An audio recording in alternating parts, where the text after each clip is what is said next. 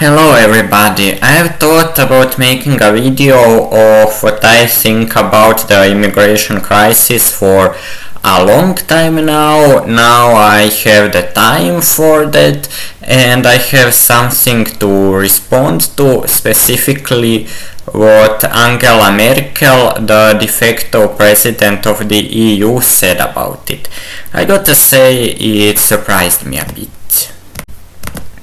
So she said on a meeting with the Croatian Prime Minister Plenković that Croatia maintaining the borders was a sign of progress towards entering Schengen free movement zone.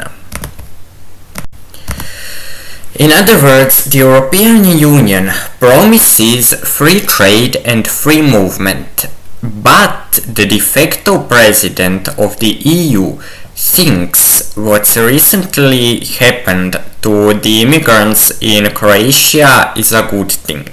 To add some context, near Sisak there was recently an incident in which the police was beating up the immigrants, and well, Croatian media criticize it for that, though they rarely criticize the government. So we aren't letting people from there to come into beautiful our Croatia. Beautiful our, or Lijepa naša, is the anthem of Croatia. Considering that Croatia today is one of the safest countries on earth, I believe it's clear why it would be nice of us to accept refugees from countries such as Syria. I'll try to respond to the arguments that are commonly used against accepting a larger number of immigrants.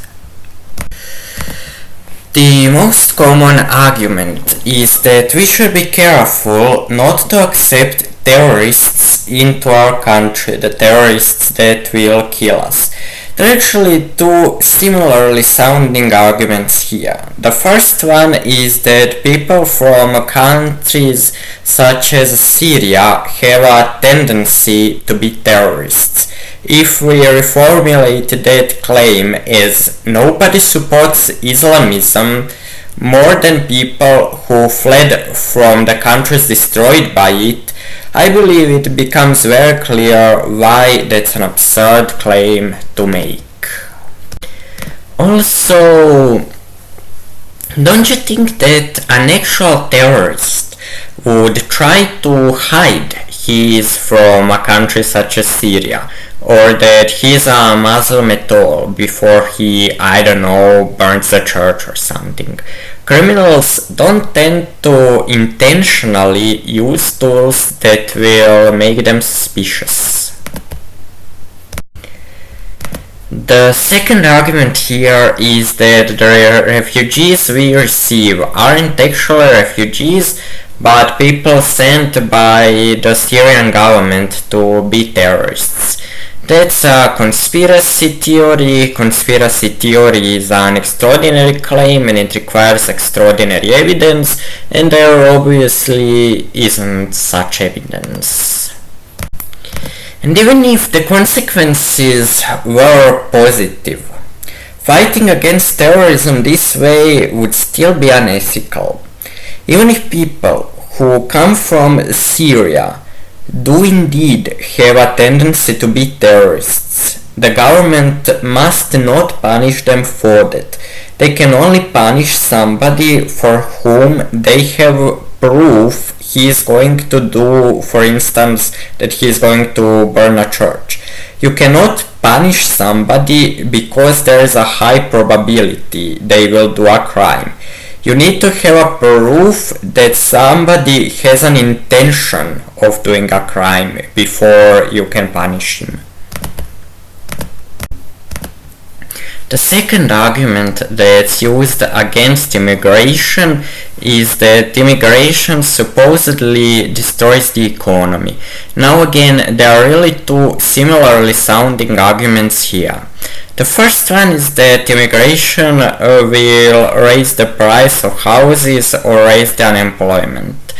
Short term, it probably will, but we need to consider that long term some of those refugees will open a business and hire people, that some of those people have the skills that our job market is lacking, that some of them are doctors, and so on. The second argument about immigrants supposedly destroying the economy is that the government programs such as public health care and public education will not sustain a sudden increase in the population. That is probably true, but see, restricting immigration, it will not address the root of the problem. Here is my message to the world leaders. Why is it so hard to just let things go, to accept the laws of the market when it comes to healthcare and education? No country does that, yet maybe exactly that is a solution. I understand it sounds crazy to many people, that many people think the evidence is overwhelming that the free market fails when it comes to healthcare and education, and that those things are better if the government controls them or constantly intervenes here. But see, there actually isn't much evidence of that. A lot of people somehow equivocate USA with free market, even though it's rather far from the truth.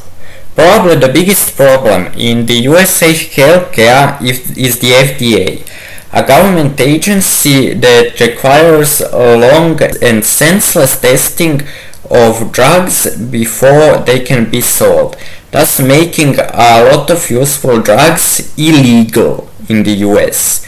If somebody uses those drugs because they believe, rightly or wrongly, that those drugs will help them, they can be sued for drug abuse and end up in jail because of that. That's why the US has such a high incarceration rate. About 2% of the US population is behind bars, mostly because of the FDA. The failure of the American healthcare has little or nothing to do with capitalism. In the USA, there are indeed lots of private schools, but we need to understand that that doesn't mean that the government isn't involved in education. I like how Daniel Lin described the situation with education in the US. The government gives subsidies to the schools in order to make attending those schools more affordable. But in most cases, exactly the opposite happens. Mostly the money the government gives to the schools ends up in fancy school gyms or fancy school kitchens, and the money for repairing those things comes from the students. If the schools were actually private, they wouldn't be so expensive. Truth be told, there are statistics that show that healthcare and education are better if they are controlled by the government. The most commonly cited such example is Cuba. But first of all, it's questionable how such statistics were acquired. Is really only 1% of the Cuban population illiterate? How did they define literate? Infant mortality rate is low in Cuba, but that's because there are laws there that require women to do abortion if it's known that the child is ill. Those statistics don't represent the actual quality of healthcare for infants in Cuba. And even if those statistics were accurate, they would only show the healthcare in Cuba is better than healthcare in Latin American countries, not better than in countries with freer economies. For economy, the most dangerous thing is when politicians react sharply to an imaginary crisis. Global warming is real, but the crisis it will cause is sometimes greatly exaggerated, and banning petroleum cars in order to fight global warming will do way more harm than good. And the same goes for the supposed immigration crisis. I hope I disabused you of thinking it's unquestionable that we need those government programs that will destroy the economy if we let the immigrants in. Now I will try to convince you that it would not only be nice of us to accept immigrants from Syria, but that we have a moral obligation to, because the unions, like the European Union, are to blame for what's currently going on in Syria. Because let's ask ourselves, wouldn't the Middle East be a far more peaceful place had the United Nations not made the insane decision in 1948 that the Palestinians should be forced to pay for the Hitler's crimes with their own land? Israeli government strives for democracy and peace, but the attempts to achieve those things are futile. Their country is based on wrong foundations, and the decades of war in the Middle East are a predictable result of that decision made by the United Nations.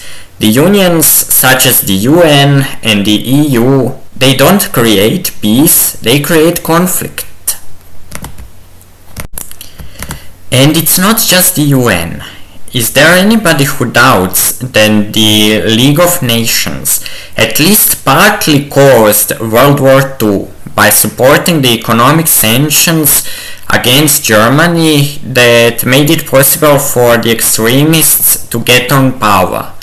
Actually, I guess most of the people in English-speaking countries haven't heard somebody say that.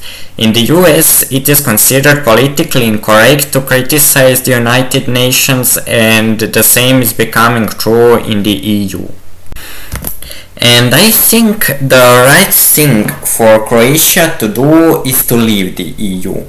The EU promises that if we comply with their stupid rules, such as that it's illegal to post a photo of Eiffel Tower at night on the internet, they will give us free trade and free movement. EU doesn't actually believe in freedom of trade and freedom to travel, and complying with those rules is pointless. And let's remember what Hayek wrote in The Road to Serfdom. The first step towards serfdom is when the government starts blaming one group of people for all the country's problems. In Nazi Germany, those group of people were the Jews. In the Soviet Union and Communist China, that were the landowners. And it seems to me that in many countries today, that group of people are immigrants. Thanks for watching.